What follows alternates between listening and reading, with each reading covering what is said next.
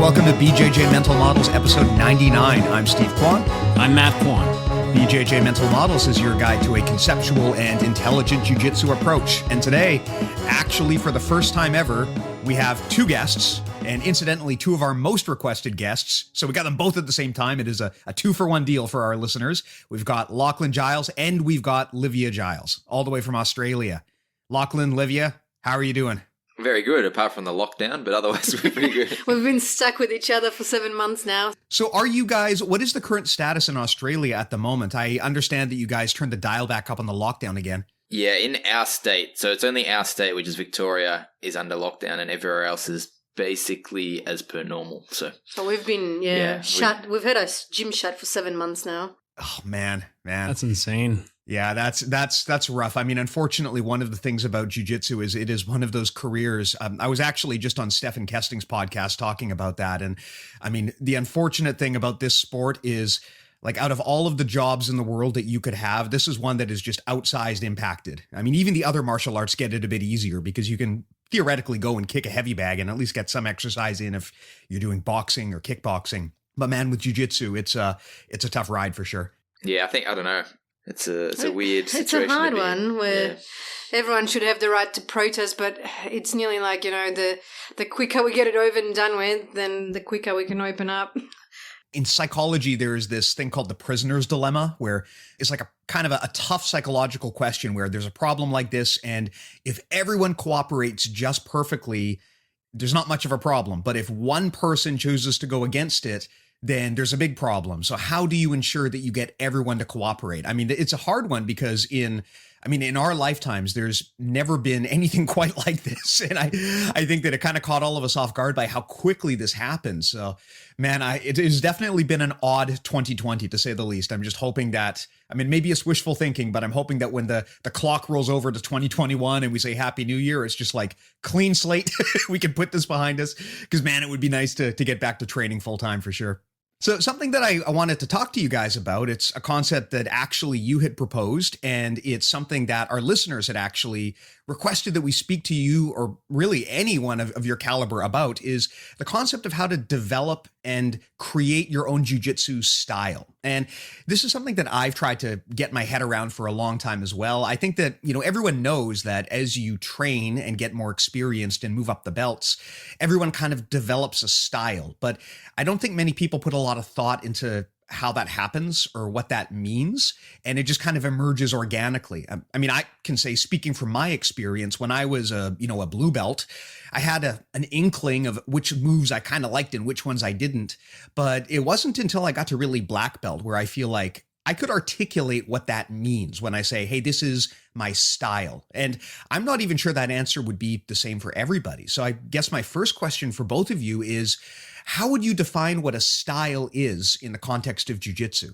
Yeah, I'll go first. I'd say it's really a set of moves, or probably like a position with a set of kind of, I'd say, techniques or principles or attacks that you like to focus on. And you kind of, it would be like, I guess your style would mean like you have your guard, you have your favorite takedowns, you have your favorite way of passing the guard, and your favorite position to try to set up and finish from. And each of them, you've got your own favorite kind of technique selection within that.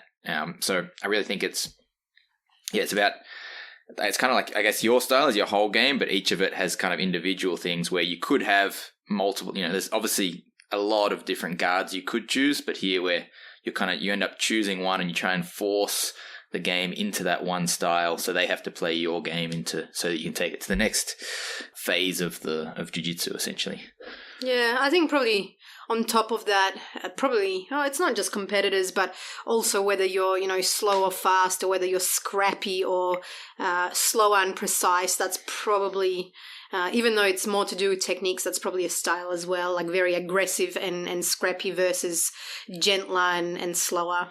Yeah, so I suppose you're taking a more even broader look at it there, looking at like the pacing that you're using and so on. Yeah. Scrambles versus, I suppose I mostly view style more as the systems that you're using. Yeah. That's how I tend to approach it. Actually, I probably should as well. I think it is important that we say, like, is it worth having a style, or should you be, like, because there's kind of two options. You have your game, like the thing that you're good at, or you try to get good at everything. Like, it's kind of to me, it's very important that people actually don't try to, at least at first, don't try and learn everything. Like, learn a style, learn a system, and get good at that. And then over time, you can branch out and learn more. Like, I personally, I would say I have quite a broad style available to me. I can actually, I can play all sorts different types of guards and so on. I still have my favorite, but I feel quite competent with different styles. I still have my favorite way to do it, but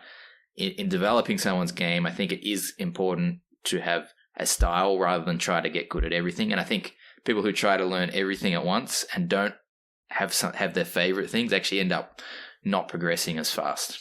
Mm-hmm. I have to apologize to Livia. I'm not super familiar with your style. I know Lachlan. I guess I'm not quite sure again what your main style would be, because I know you are well versed in a variety of positions. Of course, your leg locks are quite famous. After last year, you went on a tear.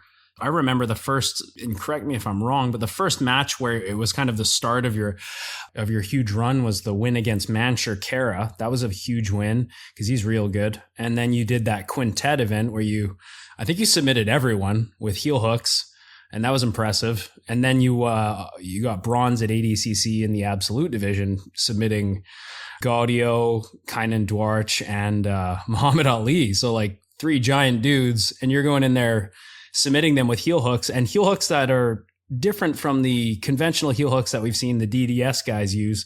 More of the, I guess you call it K guard, and entering into backside positions, something that, we've seen Ryan Hall do recently. And yeah, sort of, I guess if you had to pick one style that you identify with, if you could, what would you say your style is? Yeah, I'd say currently, actually, we'll get in. I suppose we can get into that, but definitely that K guard open. Like, at the moment, I'm playing a kind of De La Riva K guard open guard from bottom. I'm looking to get into leg entanglements 50-50, and at least for ADCC, that was with the sole focus of getting to 50-50 or one of the variants within that, and get the heel hook. So that could be, I guess, a style. Prior to that, if you had gone back 2 years ago, it's probably only a good 1 year in the lead up to ADCC that I changed into that particular style. Before that, I was playing much more single leg X and conventional inside positions. No, you're right. I suppose like prior to that, a few years earlier than that, I was playing, I was doing De La Riva, I was Berimbolo. If I had competed, I was going to try and Berimbolo my opponents. And even half guard, I had like a long phase. I still use all these positions, and I feel like having kind of delved into them quite deeply and had them as my main style, I now can see these links between the different styles. So I can use them, but I still have, right now, if I could force someone somewhere, it's going to be into that K guard and try to enter the legs. Mm-hmm. Livia, I would be remiss to ask, in terms of your style, how would you describe it? I'm just wondering, I know that you've had a tremendous amount of success, you being a multi-time world champ.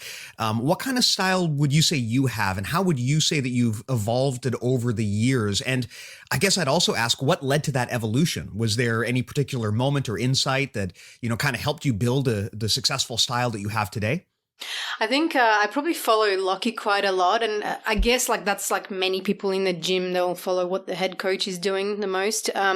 Probably the difference I've got is I still do gi, probably equal, not equal amount of time, but I do gi a lot. So I tend to use my spider guard grips a bit more to keep distance, and I haven't really gone away from that.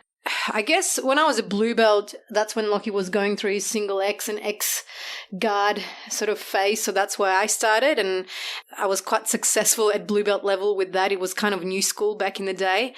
And since then, I've developed, I've been trying to get very well-rounded. I really love pressure passing and wrestling as well. I think where it changed for me, similar time to Lockie, I've changed into my De La Riva and K-Guard style before ADCC trials last last year. And then I think what's made me change my game quite a bit is my knee injury, where I can't wrestle as much and I can't sort of do fast directional changes with your Toriendos as much. So that's why I prefer your sort of pressure game on top. And yeah, now we're sort of going through a bit of a bolo stage again. Mm-hmm. Can I ask you, what knee injury did you have? Because I just went through a meniscus issue on my right knee about a year ago, and it is kind of ongoing, but I did get it scoped, and it's 99% of the time it's awesome now. I'm curious, what knee injury did you have? I've torn my ACL, so yeah, like I've torn it twice actually. Yeah, the last time was like complete tear? Yeah. So I've done it 4 months before the ADCC trials, and slight meniscus tear, which doesn't bother me too much. But I've been able to rehab that without surgery, so I have to be quite careful. But I'm pretty functional. So does it buckle on you? Rarely. It doesn't really buckle. Sometimes it sort of gives way a tiny bit, but I find when I'm on top of my rehab and doing my strength work and everything that I'm meant to do, it does feel much better. So it's just maintenance really. And of course I have to probably limit the amount of wrestling and unexpected movements that I do as well. Yeah, it's funny. I was talking to my coach about this a while ago, and he was saying that when everyone is young, they tend to have these, looser, flowy, agility and speed-based games. But it seems like as everyone gets older, just whether it be due to, just getting older or injuries that accumulate, there seems to be kind of like a natural trend to move towards a more slow, pressure-based, boulder style game where you just kind of, you don't give an inch at all and you just crush people with pressure. And I found as a smaller guy, I actually never thought that particular style would work for me, but I've adopted it and found that actually it is not really as dependent on size or strength as I thought it was. It's quite possible as a smaller person to generate a hellacious amount of pressure if you want to. You touched on something interesting there, though, which is kind of events that trigger you to change your style. And I would say that, as I've gotten older and learned more, there's kind of two different types of moments in my career that have led me to really change my style. One is when you have those breakthrough, aha, eureka, light bulb moments. You discover a new concept or a new technique, and it just becomes so pivotal to your game that it changes everything. But then the other situation is what you talked about, where sometimes just due to your body giving out, due to an injury or due to as you get older, or just because you get more risk averse as you get older, perhaps, that can change your style too. And it's not always a limitation. Sometimes, yes, maybe one door closes because you have a knee injury, but it can open up other strategies that you never really explored before. I'm just wondering, from your perspective, from a philosophical perspective, what are kind of some of the big light bulb moments? Is there a way that you can coach your students to have those moments as well so they can explore these new ideas? Yeah. So I suppose it's whether it's a light bulb moments or just like picking the right style for your body type or age and goals, really, I think all those things and level of development as well, I think are all really important. Yeah, I generally say kind of like what you said, as you get older, you're probably going to want a slower style, something like a half guard or something where you can kind of trap someone and they can't run around and use their cardio as much, and you're focusing a lot more on kind of control and climbing them. It's less of an open sort of game, whereas I feel like younger, highly competitive, if you're someone who's wanting to do well at the World Championships, flexible, they're much more likely to play an open guard game and a Toriando style game, something that uses a lot of energy. But it is, that's also probably another light bulb moment is, I think, going to, at least from what I see here in Australia, if you go to the World Championships and you see, at least I'm talking about a competitor here, but sometimes you train at your gym and everyone plays close guard, for example. And that's the style at the gym. And then you go to the World Championships and you see, and you're a light featherweight, and you realize that just about everyone in your division is doing the berimbolo and De La Riva and reverse De La Riva and lasso and all these kind of open guards. And you've got to start thinking, I think then, if that's your goal to compete in competitions like that, then there must be a reason why so many of these competitors are adopting that style, and that's because that style is particularly effective for that division. So I think things like that, like going to compete and seeing what the current trends are and what the best guys are doing and becoming familiar with that, can be a big light bulb moment to kind of change the direction of your game. I know it has been for me, like watching competitors, I suppose, like, seeing Hufa Mendez do the Berimbolo, but back when he was a brown belt, I think I saw him doing that and I was like, that's an interesting movement. I don't even think it had a name then. And I started trying to do it at the gym. Just seeing this, brown belt starting to beat everyone with that move. And then obviously quite shortly afterwards, he was a black belt and doing it on the best guys in the world. I think I'll add to that from a physiotherapist perspective. And I think that's based on my own injuries as well. Definitely, like when I see jiu-jitsu patients, I do go through like a drilling plan in terms of return to sport. So say if you did have a traumatic knee injury, I might go, okay, well, the style of passing you're going to do is you're over-under passing. So people are away from your legs, it's slower, and they're probably not familiar with that style. So it gives them a chance to work on something completely different. From my own perspective, I know when I did my knee, I could only do 50-50 on my bad side, or the, bad side as in I wasn't very good at catching heel hooks from that side. And that actually, within those 2 months, it became my good side. So I think every time I've gotten injured, I mean, it would be much better if I didn't. I did come away with something to add to my game that eventually became probably my A game. Yeah, I can definitely understand and relate to that. I mean, I have had a similar moment where, I remember for me, and I guess this kind of actually touches on what both of you said. I remember when I was, I took a year off when my daughter was born to focus on kind of, helping raise her and to just make sure I had more time at home. And that was when the leg lock explosion kind of hit the mainstream and started just crushing everyone in competition. And I remember coming back to the gym and seeing all of these guys just like, suddenly I'm in there and, I'm getting like tapped out by blue belts because I know nothing about this stuff, not to the level they do. And I realized like, okay, this thing, which when I left, it was just kind of like a fringe idea. Now it is the idea. And I've got to be willing to adopt to what the competitive scene has kind of brought into the space. And, I've had similar issues too, where when I had a leg injury due to practicing toe holds with someone, that changed my game in a lot of ways because it made me realize, okay, I really cannot afford to make this mistake of like leaving a leg dangling. I need to make sure that first and foremost, I'm always protecting my feet. And to your point, Livia, injuries, yeah, they suck, but sometimes they can be the wake-up call you needed to really adjust your game, to open your mind to new strategies. And this is actually something that I think a lot of athletes need to learn. It is very common, of course, to get depressed when you have an injury, especially if that injury forces you to reevaluate your style. But out of everyone that I've ever talked to, my brother included, Oliver Taza, a bunch of guys we've had on the show who have been through this, they always use that opportunity rather than beating themselves up over it and getting depressed to try new things and to add new things to their game that weren't there before.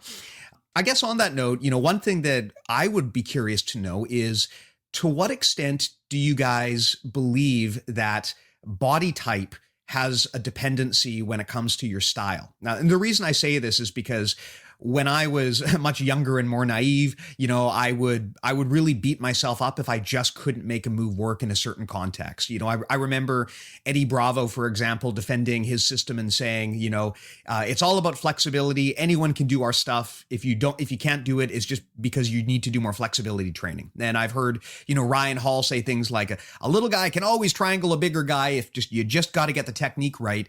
And for a long time, I tried to just assume that everything would work for me. But now I try to pick my shots and I try to evaluate whether a move really fits my style. And I feel anyway, I have found that my style is very much related to my body type.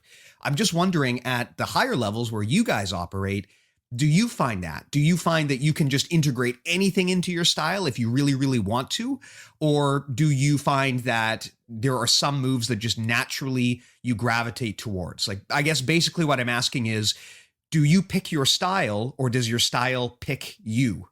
Yeah, I think body type is a big factor, but I also think it's you're playing with probabilities, not definitive Yes or no? So like for the most part, I don't think there's any one like guard, for example, or technique where I'd say like, oh, that'll only work if you're tall. It will usually work if you're short, but the probability is lower. Perhaps low enough that it's not worth really putting the time into. You could get amazing at that move in terms of from a technical proficiency point of view, but it's still going to be low on the probability scale.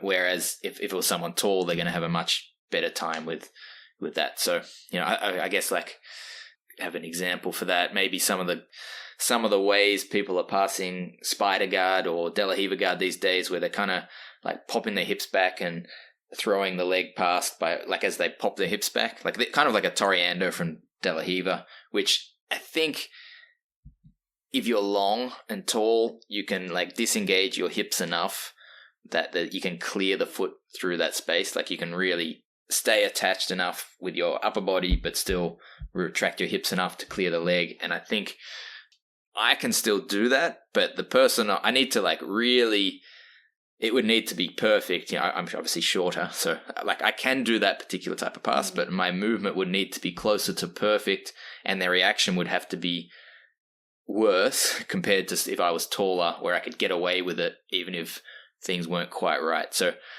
is it worth it for me to add that to my game and have that as a main thing? Possibly if it fits in with a bunch of other things, but I might be better off with my body type pursuing a different style of passing. Like I personally prefer to kind of close the gap and stay in tight. I think that's a benefit of being shorter, is if you close the gap on someone, there's less, it's harder for them to make space to actually pummel back. There's less gaps. It's funny you mention that. I feel the same thing. As a shorter guy myself, I do find that the one advantage, actually there's a surprising number of advantages in jiu-jitsu to being shorter, but one of them is you can make yourself so compact, especially as you're walking into someone's guard, that they just can't get much. I mean, I find, for example, that no one really ever gets like a dominant De La Riva guard on me. And I think it's just because I've got these short, fat legs. And it's just very, very hard for someone to bend my leg the way I don't want it to go. Whereas I find I'm much more susceptible to other types of control. Like I find spider guard works very well against me just because I don't have great grip strength. I don't have great upper body strength. So it sounds like what you're saying is it's a game of probabilities. I mean, you can take whatever you want, but a lot of the time, some moves you're just going to have a little bit more luck with. Livia, I'm wondering what your thoughts are on the matter. Yeah, I was just thinking about it more in of course, I think we have, guys at the gym and ladies who might be a little bit older or like really stiff or might have some neck injuries. And I don't think they're going to be able to force an invert in the sort of bolo game ever, I just don't, well, they can, but I think it comes at a great risk of injury and so on, or the hip flexibility. And I was also thinking at it from a different point of view of where I'm a relatively small female. And I really, kind of like you guys, I enjoy the close range passing and the pressure game and actually, really making someone not be able to move. But when I do roll with the guys or anyone bigger, I can't, like, my pressure on Lockie is not really pressure, he probably doesn't feel anything. Yeah, so you do?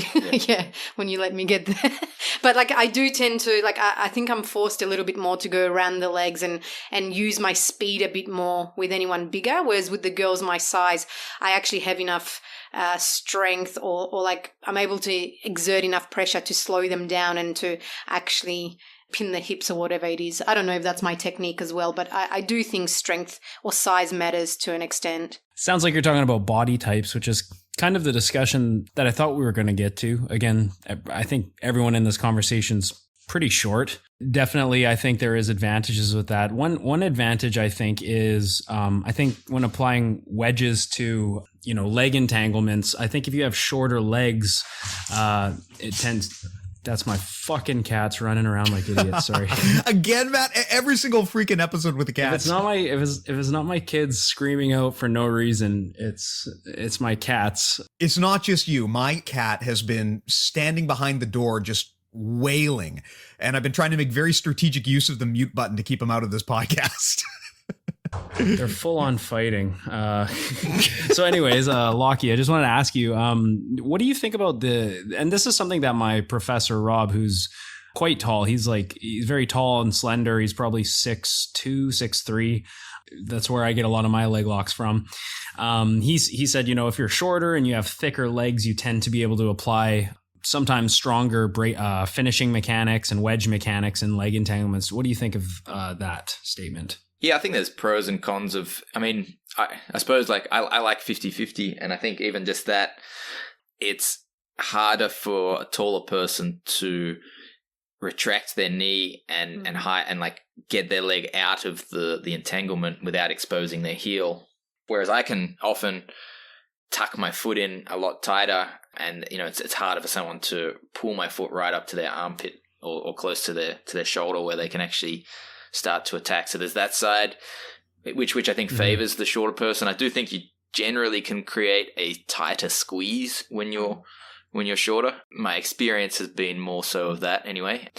Then there's advantages for the taller person as well, though. Usually if the taller person stands up on top, it's very hard to maintain your hips close to their hips if you're short and they're tall and they're on top. So often they have the advantage of being able to stand up and strip grips. It's very hard to hold single X on someone who's tall and good at clearing the grips from there. So I think, again, that you're going within that, then your style you're going to play in something like a leg entanglement will be influenced by your height, I think. Yeah, I found the exact same thing when playing like single leg X and other inside positions like X guard against certain people. It's like you go to extend to stretch them out and you kind of hit a wall because their legs are so much longer than you, and you've kind of maxed out your the length of your legs. So that's when you go and do things like taint stomps and things like that. I think modifying X guards and taint sweeps, and I don't know if you're aware of that term, but basically you're just stomping their genitals, and it's a super effective way for a smaller person to off balance from the bottom. It's the dick sweep. We call it the dick sweep. Yeah. Dick sweep. Yeah. Dick post. Matt, it's made its way all the way to Australia. I thought it was just a weird Vancouver thing that we've got like taint sweeps and dick posts and stuff, but I am glad to see that this new strategy is circling the globe.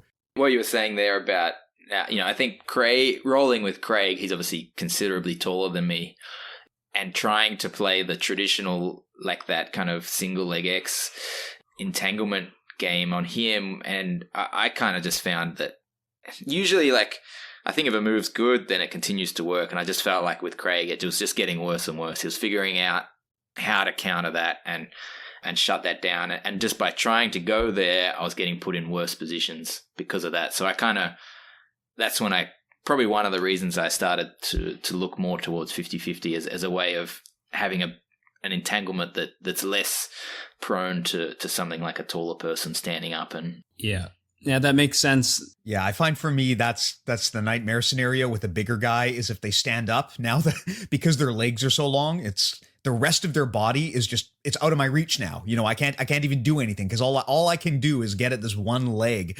It's definitely an issue. And I've found the same thing that all of you are talking about here, which is that when I'm going against someone with a significantly exotic body type, just something much different from normal, the stuff I would regularly do as part of my style, it just doesn't fly. And I've got to start getting creative. I've got to maybe adapt things. Matt, you brought up a great example of like switching to like the dick post instead of just doing a standard single leg X.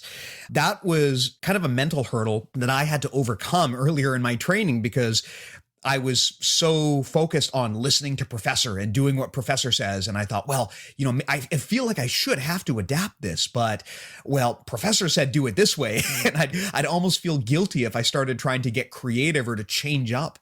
But I realize now that you have to be in tune with your own body and your own style. And sometimes that means you've got to kind of move out of position in ways that might work better for what you're personally trying to do versus what your instructor is trying to tell you, because they may come from a different perspective than you. I did want to comment on what we were talking about earlier about how generally when you're younger in your journey, and if you're a competitor and you're aggressive, your style, at least for me, tended to be based a lot around movement. I would allow my partner to move and I would try to beat them in terms of timing and sequencing and let them move, but still outmaneuver them. And now that I'm 32 and, I've had certain injuries and things like this. And, everyone at the gym now, I've been open for 5 years. So there are some guys with some actual like really good skills now. I find like a much more, what's the word I'm looking for? A style with more longevity in my future has to do more with negating movement. So things like pressure passing and old school type immobilization rather than allowing movement. That's been a style that's been helping me a lot lately. So like tight half guard passing, for example, is one of my favorite positions. And I know that Lachlan, you have a body lock passing DVD, do you not? Yes. Yeah. Yeah, I should pick that up. I like the in close range passing. I think actually we haven't talked about gi and no gi, but I think if you're going to pass the guard no gi, like getting in close through the half guard is definitely the most reliable way to do that. Whereas around the legs and so on is a bit more tricky to do, I think, especially against a flexible guard player. I wanted to go back to just because we were talking about kind of adapting to make what works for you, and I think it's a good one, and it's also really tricky because I don't like. I think you're all coaching, but so you get the same thing. But we also, I think it is important that the style you choose is as someone's developing and coming through, the style you choose, I think, should be based off an existing high level competitor or system that a bunch of high level, like I think the more prevalent it is in high level competition, the more likely it should be that someone should play it, if that makes sense. That's a really, really good point, and something that I think probably most people don't put a lot of thought into. Like I was saying earlier, I think most people, their style isn't something they actively think about cultivating. It's just as they train, they kind of collect little tactics and strategies here and there. And over the years, it cobbles it together. And probably their instructor has an outsized impact on what their style winds up looking like. But you've got a good point, which is that you should kind of have like a style mentor, I guess, for lack of a better term, right? There should be someone that you can see at a high level who's doing the kind of stuff that you want to do and that you then start to pattern yourself after. And I think that's something that consciously most people probably don't do, but I think based on what you're saying here, it would probably be good if more people did. Yeah, if I think about the amount of things sometimes we're like, oh, this seems like a good move, and I'll think it up, or I'll like think of like a variation on something I'm doing, and I'm like, this looks good. I haven't seen it in high level yet, but I'll try it out, and often it'll work well on blue belts, maybe purple, maybe brown, maybe even some black belts. But then I'll roll with a good competitive black belt, and I'm like, oh, there's a glaring hole in this, and then I try to work it out. I'm like, actually, against, when you bring it right up to that higher level, it stops working, and I don't think, I usually will abandon the move. I'll try to work around it and see if I can figure something out. But if it continues to be unsuccessful against the best guys, then I'll tend to abandon it, because really I don't want something. I don't want to do a move that if people figure out how to stop it, then it doesn't work. I want it to work right through to the highest level. So by choosing, I think, early on, or not early to mid, maybe even up till black belt, like trying to emulate someone else's game, or potentially emulate and mix some different people's games together, is fine. And then at some point I think it starts being a good idea to branch out a bit and start finding things that suit you a bit more. But often I think it's better at first to stick to what's proven, as opposed to going off on a tangent too early on, I think. What do you think, Liv? Yeah, I was just going to say, usually I'm the experimental bunny at night. Lockie will be like, oh, can I just try something? And everything works, and then he'll try it on the guys at the gym. It's like, oh, yeah, not so much. Yeah, I guess what I'm saying is 99% of the ideas I have don't work. That's like, as in they might work, but they don't work hold on up. me. They don't hold up against like the level of opponent that I want it to work on. So generally the ideas I have are bad, and it's much better to actually look at high level competition and go, hey, that's interesting what they're doing. I'm going to take that. I think definitely, like when we're talking about students, I think we definitely encourage our students to watch jiu-jitsu and try to get the ideas from many different sources. But we do have some students who like to look at the most obscure, weird YouTube instructionals with, people that have never competed or whatever it is. So yeah, we do try to encourage to actually look at tested competitors, moves that work under pressure. And I think it's really, I think a key word there is how prevalent it is, because it's not just that you've seen it at a high level. It's how prevalent it is. It's as to how I always use the knee cut pass or cross knee through pass, whatever you want to call it, as an example.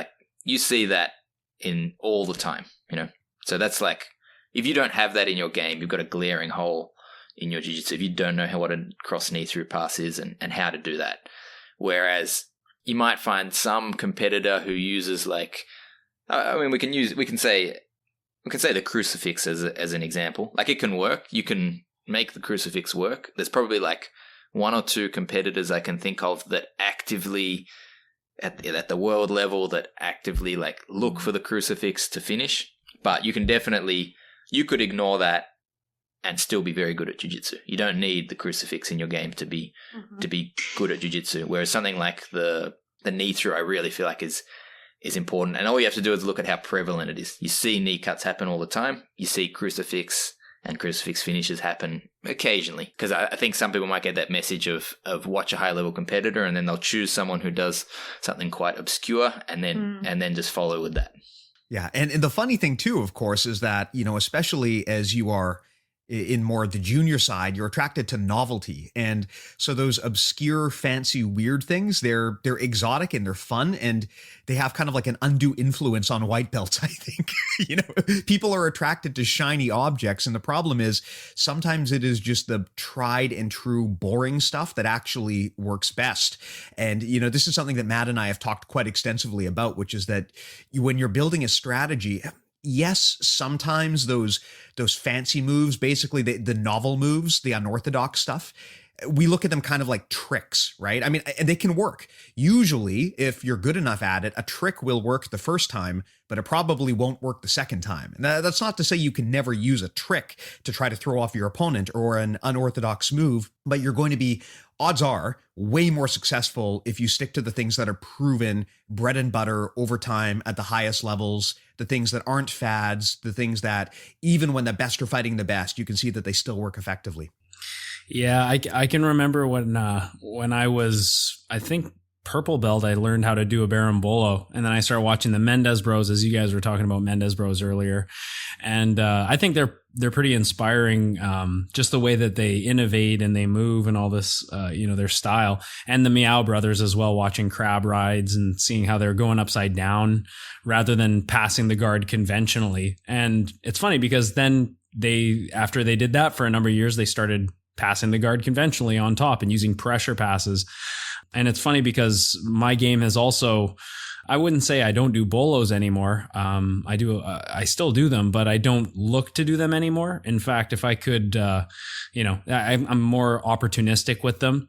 And I know you guys mentioned how the lighter weight classes in competition are more prone to do moves like that. Whereas if you go lightweight and up, when I was in Portland at the beginning of the year doing IBJJF, I saw a lot of jump closed guard, and most of the game that I saw from the bottom was closed guard, and most of the game I saw from the top was stack passing. So it was super traditional jiu-jitsu, and it's funny how things go full circle like that. And these things move in cycles and in phases, and it all comes back to the basics, I find. And that's really what I'm trying to focus on, because all those years of doing berimbolos and crab rides and things like that, I've realized I got some big holes in my game. I could spend a lot more time in the closed guard. I could spend a lot more time trying to do pressure passes and things like that. Yeah, I think you look at the guys who do fancy stuff, and you're right, they all eventually come back into more, I think it's just a regression towards the mean almost. It's usually if someone's got some fancy move that works for them, it starts to stop working, and then what will work for them, is but going back into something more tried and true, I guess. Yeah. Yeah. Mm-hmm. Yeah. And then, of course, watching things in competition, that's another great inspiration for a lot of different styles. Like I didn't start using K-Guard until I saw you use it at ADCC, and now I've been using it a ton, and I'm finding, hey, like I think using this way to enter into the backside positions, for me, it's a lot stronger of a finishing position than say just standard Ashigarami. Yeah, I don't really personally now. I don't really look for the leg locks from something like a single X or Ashigarami, like against a standing opponent, unless I can chop them down through K-Guard. If I get something like single X, I'm really trying to sweep or get them down to their butt before I start thinking about some sort of leg lock entry. Mm-hmm. You mentioned something interesting, Lachlan, earlier. When you evolve your style by discarding things that you've just outgrown or they don't work anymore. And, as they say, what got you here won't get you there, right? And I think a mistake that a lot of people make is they will cling on to strategies that worked for them when they were lower down in the belt ranks.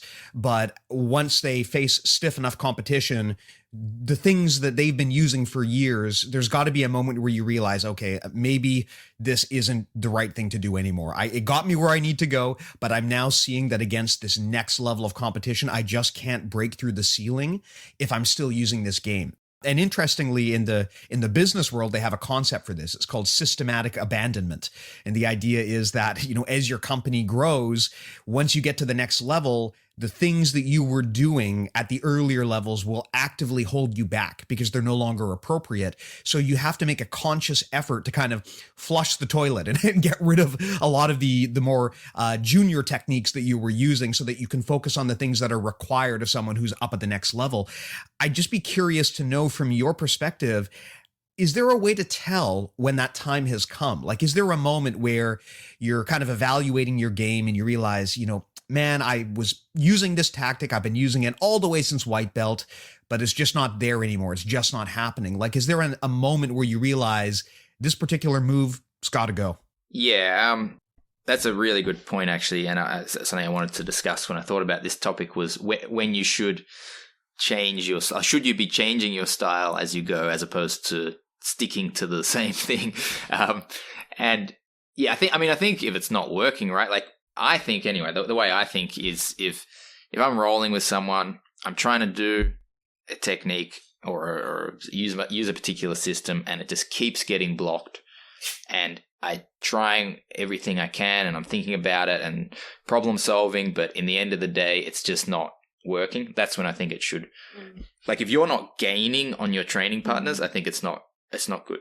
Like if you've got someone that maybe they beat you, roughly 70% of the time, and you beat them 30% of the time, and you're doing your style, and then you're noticing that in 3 months later they're beating you 80 and you're only getting 20, then that's a sign something needs to change. You need to come at it from a different angle.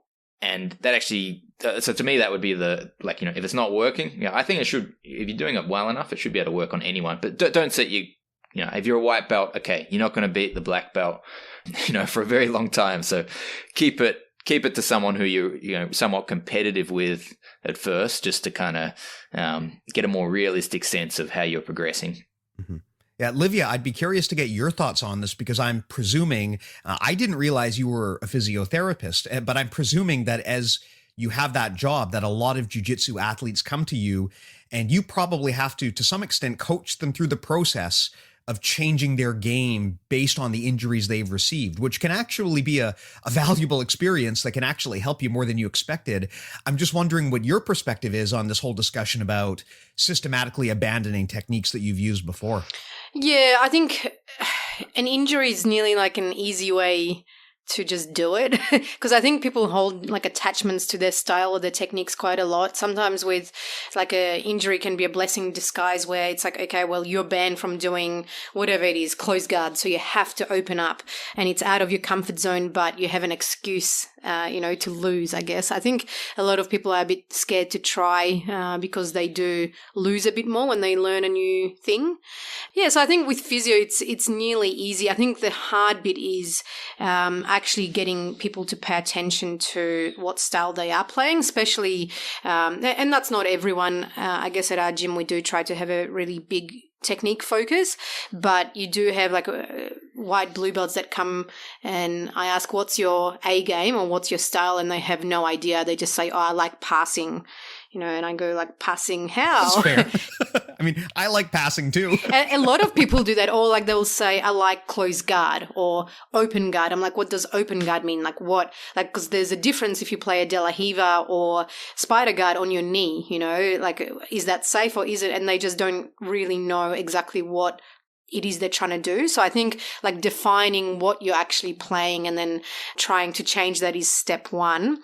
But yeah, I think what I was going to also add from like the slightly previous discussion is a lot of the times, like everyone at the gym, if I'm learning something new, it will work for say a month, and then my training partners start to figure it out because there's patterns and reactions. They research how to beat that technique and everyone improves. So sometimes it stops working, but then I go to a competition and it actually does work. So I don't know if that's a good or bad thing. And the other thing that happens is like, I'll roll with the girls and I can't get them with say it's bolo, I'm trying to do it and do it and do it, and they give me a particular reaction that stops the bolo, but it gives me like the good old half guard sweep or, I don't know, hip bump from closed guard, something that's, pretty basic. So I do go back to things sometimes, and then as a result, it gives me a reaction I want for the newer thing I'm working on again. But yeah, I don't know if that's a technique, if that's a technique thing. I was talking to like Luisa Monteiro, and she was saying her sort of signature sweep hardly ever works in the gym, but then in the comp at World Championships, she gets it on everyone because they're not used to it. So you touched on two things actually that I think are tremendously important there. The first one is the way that I've heard it described is investing in loss, where, when you're trying something new, your ego kind of doesn't like that because you're going to suck at it. And if you're bringing, new firepower into the gym, you're trying to integrate new techniques, odds are you're going to look like an idiot the first few times you try to use them. So there's kind of this natural psychological gravitation back to the things that you're good at because, well, all of us have ego to some extent and we want to look good on the mats. And it takes a long time to kind of train your brain out of that and to say, okay, for this week, I'm going to work on this technique that I know I'm going to suck at. But once I get good enough at it, once I put my ego on the shelf and I let myself look bad in front of my students and my training partners, it opens up that opportunity there for me to improve and to bring that technique into my A game over time. Another thing that you mentioned, which I think is a great point, is your training partners, they're going to wise up to what you're doing. And you have an impact on your training partners just like they have on you, right? I mean, if I've seen this all the time where, my gym has a certain particular style. And when I drop by at Matt's gym, they do things totally different. So there are, moves that at my gym I love to use. And even if I'm good at them, all of my training partners, they know what I'm going to do. So they expect it. And because they expect it, it makes it harder. Whereas when I go and train with people who don't normally train with me, they don't understand what I'm going to do, or even if they know my game, they haven't experienced it from me firsthand. So yeah, sometimes these moves, they feel like they don't work because you're used to training with people who are building up basically they're getting inoculated against your techniques. But then when you go and you take those on the road show, surprisingly, sometimes those can work just because people don't understand that, oh man, Steve's going to do this. And Steve has already done this to me 100 times, so I know how to defend it. For them, even if they've studied competition footage on you, it's the first time maybe that they've actually felt that resistance. So that's a really, really good point. Sometimes maybe the technique isn't as bad as you thought it was.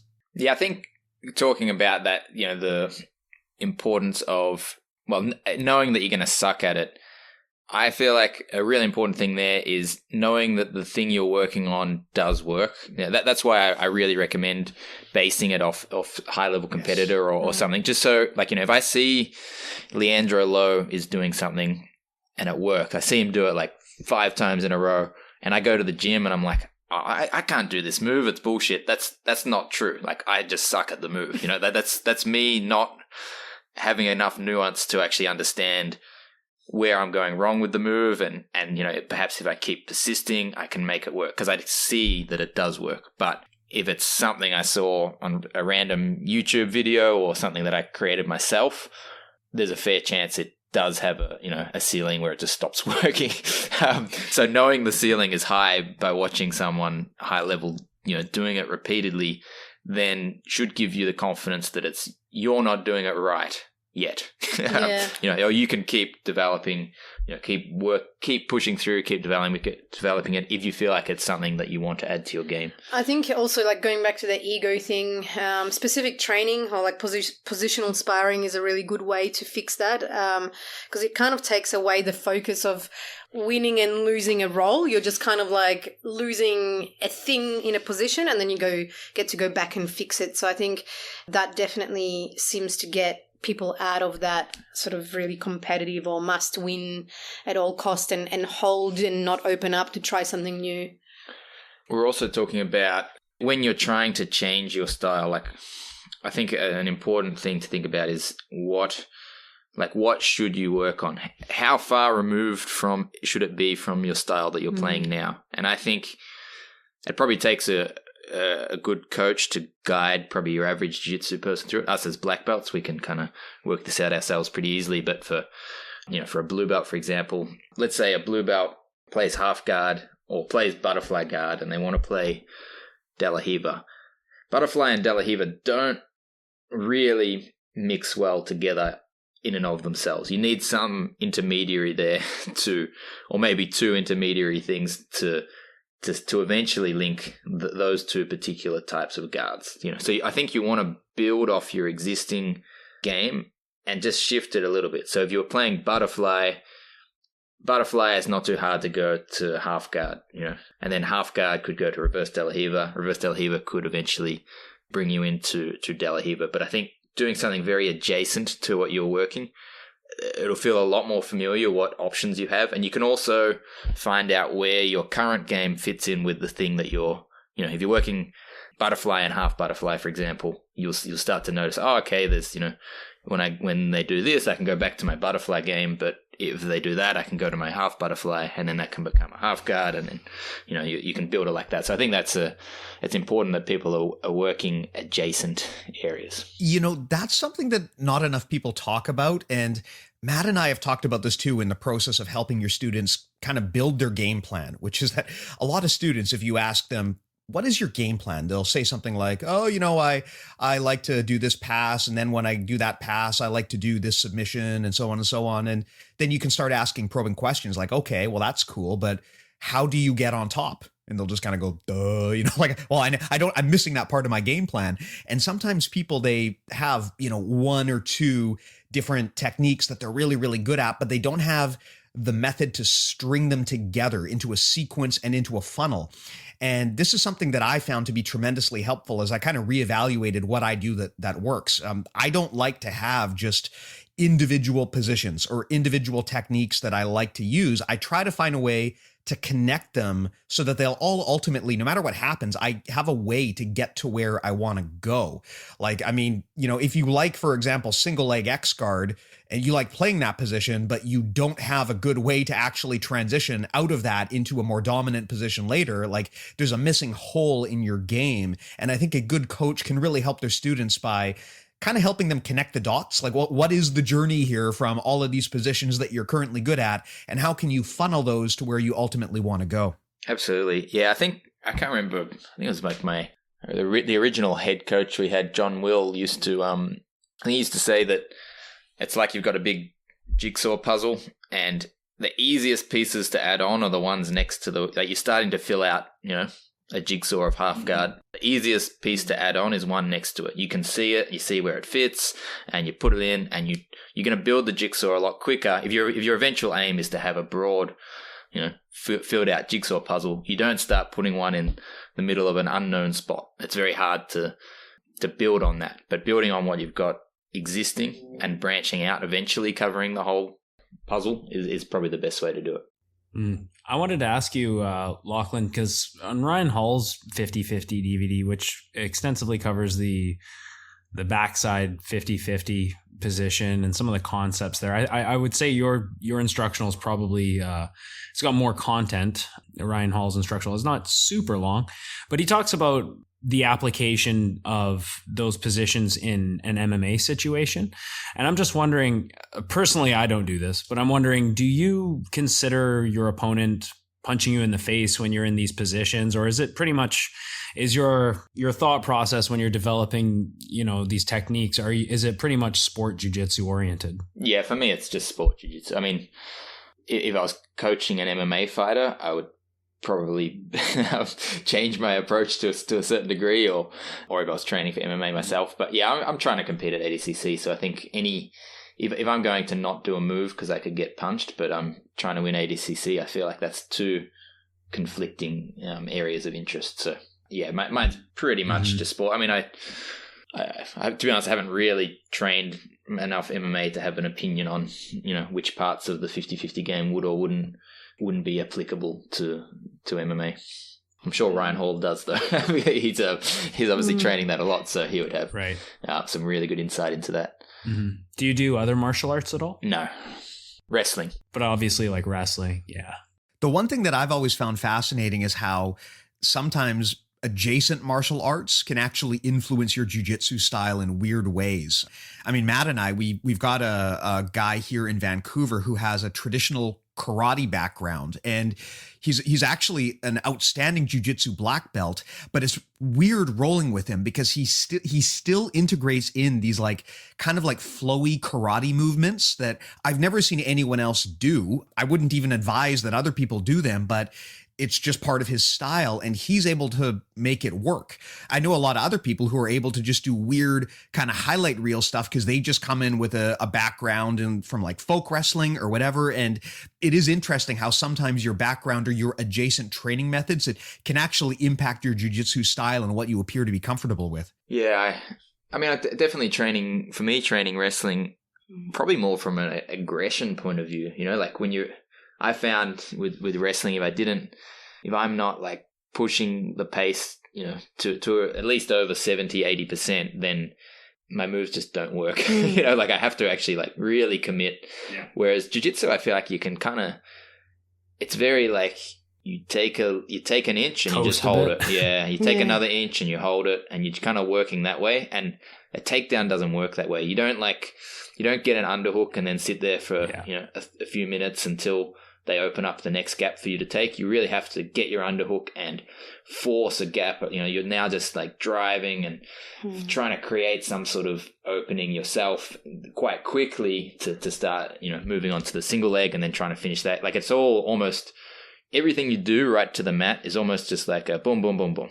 I think that mentality is actually good if you're competing in jiu-jitsu to try to be fast at, you get your opening and you take it as quick as you can, and you're quite aggressive at it. When you're competing, that's good. I think when you're just training for skill development, it actually is somewhat counterproductive. I think for skill development, you want things slowed down a bit so you can really pay attention to what's happening. So I think also though, wrestling has made me think of scrambles as technique. It used to be just just scramble and be crazy and try to get, in a better position. But I think the more you do it and the more you do it at the real speed, you actually find technique in that as well. Yeah. I think in jiu-jitsu, scramble is code for, I don't know what the hell is happening right now.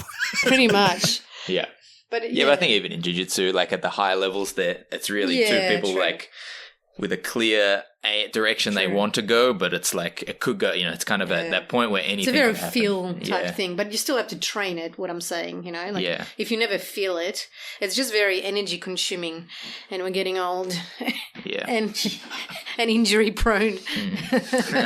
Yeah, it's interesting how that has impacted my game. I mean, Liv, as someone who has also had a few pretty bad injuries, I wonder, do you find that you adapt your game for the sake, not necessarily of performance, but for the sake of longevity?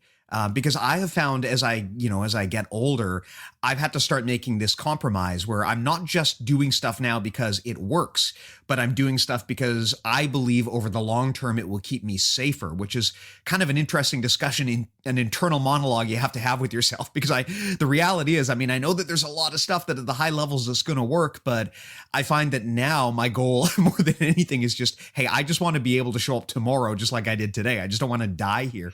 Yeah, I think I should be doing that a lot more than I am. I'm a little bit of a crazy one. I think now definitely I'm starting, like especially during this Corona time, to be honest, where I was definitely overtraining in the past, and just knowing that, my jiu-jitsu hasn't gone to absolute zero, and I've probably improved just not training as hard and not at the same intensity, and just focusing on skill a bit more.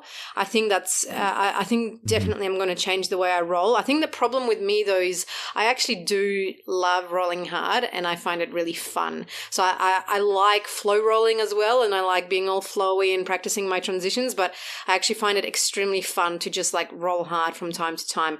I just have to be very conscious of how often I do it.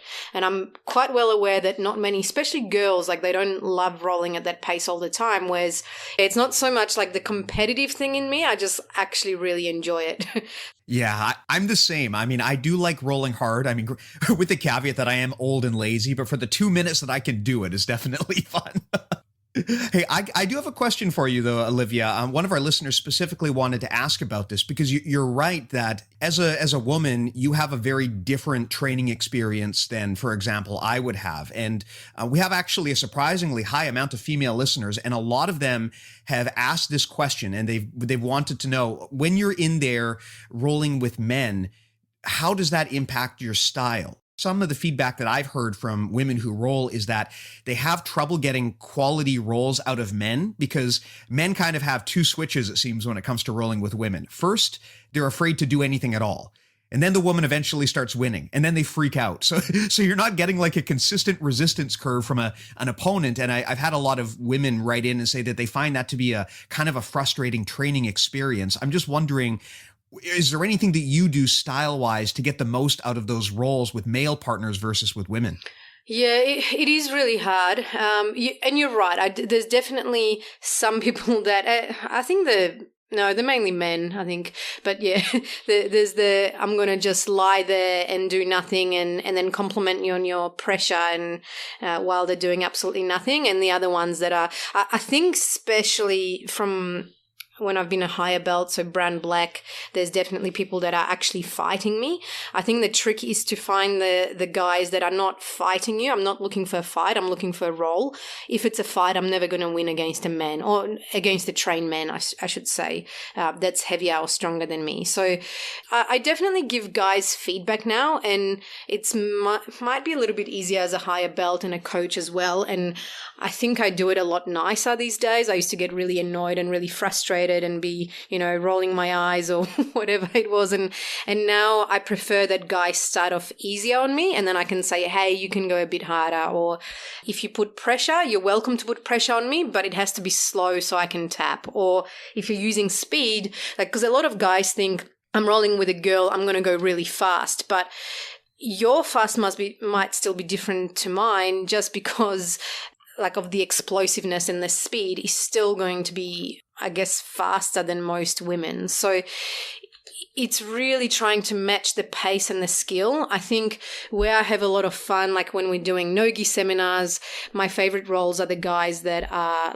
will actually go into 50-50 and play the game with me, not just try to do anything like hold my ankles or hold my wrists so hard that I can't move so they don't get heel hooked, it just I'm not actually competing with men. And I think that's probably some girls have this impression that they should be beating men. And of course that's possible, but it's okay for men to go easier on us. I'm very thankful of that because I'm not looking to fight them. But yeah, the other thing is I actually really hardly train with men these days, maybe apart from, if there's no girls at training. But it took us a little while, but we've built it up so that we have in a usual day we'll have between 10 and 25 women on the mat, and they're mainly colored belts as well. So I have the luxury of not that I don't like training with guys. Definitely some of the guys are my favorite training partners, but my body just doesn't hurt as much, and it's also more realistic. So often the girls that just roll with guys will then roll with higher level women, and they freak out because nothing works, because we actually are, doing full resistance. The girls are not letting each other do stuff unless there's a big skill difference.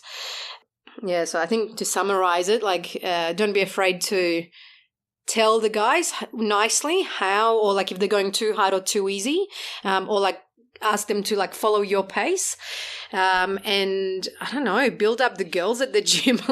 It's really cool to have a competitive female team to train with, and as a higher belt, I guess that was kind of up to me at the start, and now it's just taken on its own. And don't be afraid to stop someone if they're going too hard as well. I used to stress about that, but I just say, hey, I'm not going to keep doing this because my body hurts. I would say that's good advice for men too, right? There is absolutely zero benefit in rolling with someone who is trying to fight you and not to actually train with you, right? And, you don't see this, I find, so often with more experienced belts, but with the new people, they don't yet have that conditioned fight or flight response to jiu-jitsu where they can attack it calmly. And I have this too, where if I'm a black belt and I'll go in there and I'll see some white belt who is clearly trying to legitimately fight people, I'm just not going to have a part of it if that's the way it is. I mean, I don't feel like I have some ego or pride that I need to protect. I don't feel like I need to be the gym enforcer and go beat them up. I think that's a very toxic mindset. At the end of the day, I think that it's the best thing to do in that situation is to tell the person, look, I'm not comfortable rolling with you right now. You got to settle down a little bit. It's fine. We all have been through this situation where we were younger and we were less experienced and we got overly excited, but if you want to roll with people, you got to be safe and you got to slow it down a bit. I think it's totally fine to have that conversation. I think, honestly, there's, of course, the odd one or two that have, anger problems or something, but most people just don't know and they don't realize that they're the crazy one or... Yeah, it's ignorance. They just have no idea, and it's, kind of up to us to teach them a bit, I think. Yeah, for sure. Hey, I mean, Liv, you kind of already answered this question, but I just wanted to ask Lachlan, being a gym owner, I can kind of relate to having a business, and then, your name has a lot of notoriety around it, being, quite accomplished. People come train with both of you, and I'm sure when they come to your gym, they expect to roll with you. But I'm sure you probably got some pretty big guys down there. It's a constant thing that I have, trying to be also a competitor and trying to have longevity in the sport. And when people come to my gym, they want to roll with me, obviously. So it's how do you sort of balance that dichotomy? Because there is a risk of getting injured, yet you still, you're providing a service. You want people to feel what it's like to roll with you. But, when a 250 pound guy walks in and he's brand new, it's oh my God, what, how do you feel obligated to roll with that guy and sort of calm him down? Or will you feed him to maybe you have some bigger students? I don't always roll with them. It depends on what's kind of which stage I am in competition preparation, to be honest. Usually I do my training in the mornings, which is our pro training session. And I usually train to the point where I'm okay, if I do more than this, I'm going to be pushing it towards potentially getting injured and so on. So I tend not to roll as much at night. Mm-hmm. I tend to more teach and observe. And so I'd probably, more be watching and, I try to, if it was someone new, I'd try to, and that looked scary, I'd try to pair them up with someone who I think is going to be able to deal with them and make sure that they're rolling properly. And I can obviously observe and come over and tell them to slow down if they're going crazy. But I tend not to do, unless it's someone who's come to the pro training session, I don't get to roll with them. Well, I don't get to roll with anyone at the moment because of lockdown. But if I'm preparing for a competition, I'm kind of in that zone where it's a little bit selfish, but I'm trying to get all the rolls I need exactly for me. Whereas out of competition season, then I'd be much more likely to roll with someone who's come in like that. Yeah. Well, I mean, that makes sense, right? It simply just isn't worth taking the risk if you're ramping up to a major comp, right? I mean, even putting aside the possibility of injury, what if the guy, freaks out and punches you? Or what if he gouges your eye? Or what if it's something less innocuous? What if he just gives you the flu, right? Like there's a lot of reasons why it's not in your best interests to sacrifice yourself to prove something to a white belt when you're running up to a major competition. Yeah, I think we've got so many like higher belts on the mat now as well that they probably, no matter who it is, they'll probably get a good roll. I think a trick that I do, if it's like, say it's a smaller purple belt guy or maybe a new higher belt female that's a bit heavier than me, and I try to suss out if they're safe. So I'll get some of my favorite guys to roll with them first and tell me if the movement is safe or not, and they might say avoid or go ahead. so I've got my little people that will suss out how the person rolls. So you're like a villain in a movie where it's like you send your minions out there to be the first wave. Pretty much. Tell me how they are. Yeah. That is one of the best things about being a gym owner, is because once you start to build up your clientele, you've got those people who are kind of the informal enforcers, I suppose. We've got this huge black belt at our gym who is just unbelievably strong, and if someone is being naughty, then they go in for a round with him. That's amazing. Hey, I had a quick question about the recent rule changes in the IBJJF. A few days ago we found out 2021 that IBJJF is going to allow reaping and heel hooks at brown and black belt. I was actually a little bit disappointed that they're not allowing it in the gi. I thought they were going to allow it in the gi. I was like, no fucking way. That is awesome. Then I found out it's just no gi. But I was wondering, that really does change a lot because the sport it's not a different sport, but the application of the sport changes drastically once you allow heel hooks and reaps. And also athletes who maybe would not even touch the podium at the tournaments now have a fighter's chance and possibly, catching someone in a heel hook. And there is a huge difference in knowledge at the highest level. Sometimes some of the best guys have limited knowledge in heel hooks. So I'm wondering, do you think that next year when they implement this rule for no-gi competition, are we going to see different people on the podium altogether? Will there be like a changing of the guard? Will it just be mostly the same people end up at the top of the podium regardless, and then you'll see a few other guys maybe sneak on that can catch people in heel hooks? How do you think it'll affect the landscape of the podium in the IBJJF moving forward? Yeah, interesting question. I hope it makes the no-gi world a bit more prestigious, because at the moment you're usually getting like, let's say to me, like the ADCC field is usually like the top, let's say the top 16, or obviously there's some people from other countries and so on sometimes, but like roughly we could say that's the best guys. And often for no-gi worlds you'll get like maybe 3 or 4 of the 16 that were in ADCC actually entering the no-gi world. So I feel like whereas if it was gi worlds, you'd expect like all of the field there. Like I think if we can take like Lucas Lepre and JT Torres from my division, who I don't think have done no-gi worlds for a long time. So I'm interested to see whether now that they're adding heel hooks in, whether it becomes a more prestigious title to win and draws in more talent that way.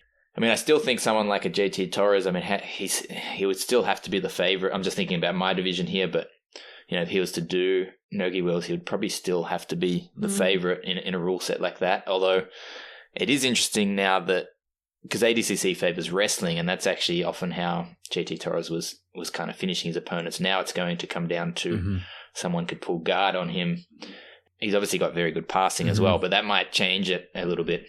So yeah, I think there'll definitely be people who, especially guys like Oliver Tarza and a lot of the leg lockers, who now will have a considerably higher chance of medaling or winning than they might have before that. Although I think each of the guys now who are high level with leg locks are already kind of like what you said, like someone who gets good at one field starts getting good at the basics as well. And, like guys like Tarza and so on as well, of course, are working like their passing and back takes and every other part of their game as well. So, yeah, I echo Matt's sentiment that I was very disappointed to find out that this new rule change did not apply to the gi. Like, I was so excited to see what crazy heel hook lapel shenanigans Keenan was going to come up with, but I guess we'll have to wait a little bit longer. Yeah. Yeah, I wonder if the gi, it would definitely make it exciting in terms of lapels and so on, but then also you could just hold someone's sleeve and then never get the heel hook and it could make it exciting, but it could also make it very not exciting. There's a common misconception that, if you're wearing a gi, then the heel hooks are so much more dangerous because of the friction and you can't escape. It's like, I mean, it's kind of stupid logic because there's so many more grips you can take. The defenses are so much simpler if you're wearing a gi. You just grab someone's lapels or grab their sleeve, and now it's like they're fucked. They can't, so it requires much lower tech defenses to these finishes, I find, if you were wearing gis. But still, the idea of like combining like spider guards and things in with reaping and heel hooks, I mean, you're looking at systems that haven't even been developed yet. Like literally there's a vast amount of material there that could be explored and developed, but I don't know if we're ever going to see it in the gi. Do you think this is sort of piggybacking off of your last answer there, Lachlan and Livia. Do you think that with the addition of these submissions in the IBJJF landscape now, can they even come close to the same prestige that ADCC has? Because right now, No Gi Worlds is like you said, it's, I don't want to say it's not a joke, but it's like compared to Gi Worlds, it's nowhere near the same amount of prestige. Compared to ADCC, it's literally like an open compared to ADCC. It's nowhere near as prestigious. I think certainly not immediately, but I think it's possible. I mean, I don't really know, but maybe in 10 years' time, we might be talking about it very differently. But yeah, ADCC's got, it's just such a cool tournament, and they put like all the production and so on that goes into it. Last year was amazing, that tournament. The invites and the trials, it makes it really quite selective as well. And then because it's every 2 years, it's a bit more prestigious. And yeah, I don't know. It's just a different feel to it. I can see IBJJF doing the same thing that ADCC does, where you have to qualify. I mean, IBJJF does it for the gi worlds, where as a black belt, you have to qualify to actually compete in the worlds, right? They do it for No-Gi Worlds as well. It's just less points. But I mean... Oh, they do? I thought it was like anyone can go. No, it's just... Did they just... change that, did they? Yeah, you need, 50 or 100 points or something. But it's still, you can go to, enter all the opens and into empty divisions and still win. I know, just so you can go. So it's not necessarily like you don't have to win a trial or anything. It's still hard to get the points, but they also don't really make a big deal. Like you go to the Gi Worlds, they have the Sunday, it's all finals, and then they have the finals run one after the other. It's a very big spectacle. And I did No-Gi Worlds, and I'm just competing in I got bronze a few years ago, but I'm just competing on one of the mats while everyone else is competing. They did change that a bit now. Last year's Worlds. Yeah. It was still not like Gi Worlds, but it was at least, the podium was on the main mat and it was one match at a time. It would be good to have okay guys, we're coming in, today is the finals day, everyone just come in and watch. It's just the black belt final. Something like that I think those sort of things add prestige to it, because, the way I did it, I felt like it just felt like your local tournament, but it happens to be a bronze medal. Yeah. We had the medals given out in the hallway and It looks like an open. I'm not going to lie. It's nowhere near.